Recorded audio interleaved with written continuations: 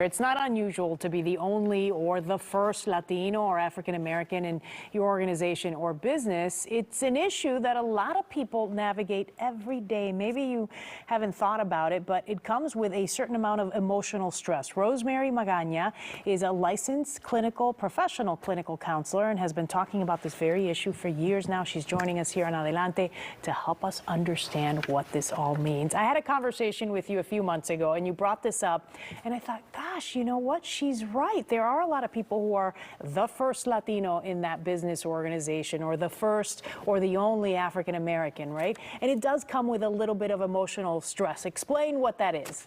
Well, sometimes when you're the only one, and it could be in different contexts. Well, you could be the only one who is going to be now liaison to Latino marketing or something, or a general staff, but you're the only Latinx, or you're the only Black African American. There's extra, what we call like emotional labor.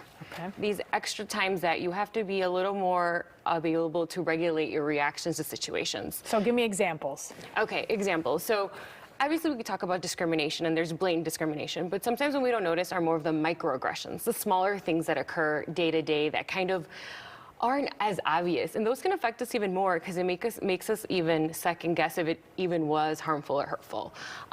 So if someone only talks to you about Latino things, every time they see you, they only talk to you about Latino things. And we know as Latinos and that there's a lot of diversity in the Latinx community, and also I have my Latinidad, but I have all these other things about me too, and I want to connect to people in different ways. Or if you are hired for marketing or even for a therapist just to work with the Latino community, sometimes people make that assumption. It's like, oh, you were only hired because you speak Spanish, or you were only hired because you're Latino. And that really diminishes everything else we come with, and sometimes makes us question, do I belong here? Right. Am I supposed to be here, or am I really just here because of my identity? And that can really cause some stress in our lives. Yeah, I could imagine. So how do you work with people to cope with that? What advice would you give to someone who maybe is feeling that right now? What can they be doing? What should they be doing? So I've had the opportunity to work with nonprofits, institutions, higher education, and doing workshops. So usually leadership brings me in because they hear about dissatisfaction amongst their staff, usually those who hold marginalized identities. And what I usually do is I come in and I facilitate a dialogue, a workshop. And the things that I like people to leave with is be able to name what's going on. So be able to understand, oh yeah, that was a microaggression, or oh, I'm being given extra work and now I have to translate all these other things into Spanish because I'm the only person who speaks Spanish on staff. And that actually is harmful.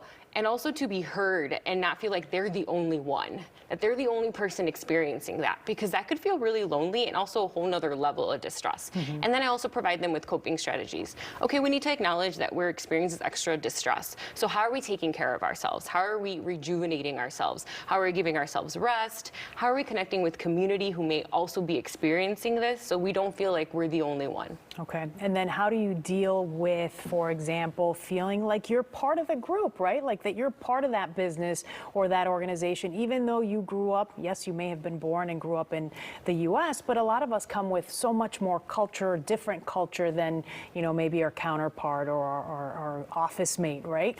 So how do you deal with that and work with that to keep your identity but still kind of express your cultural background? So some of that involves individual work, community work, and also your environment where you work, like investment from leadership there, right? So some of it might be individual work to kind of figure out, like, where do I feel uncomfortable? Why is that? How can I feel more comfortable? Realizing that usually it's the environment that's making us feel that way. So then how can we talk to other people who might have gone through this before? I had the benefits of being part of the Young Professional Advisory Council for a nonprofit, Mujeres Latinas en Acción. And I was surrounded by young professional Latinas. They were lawyers and architects, people marketing, and I was in therapy. And even though we're in had different experiences, we all could support each other on that feeling, oh, I feel like I'm being treated different, or I feel like I'm different, and reminding ourselves that we belong there. we earn our way there, and we have the abilities and skills to thrive in these spaces.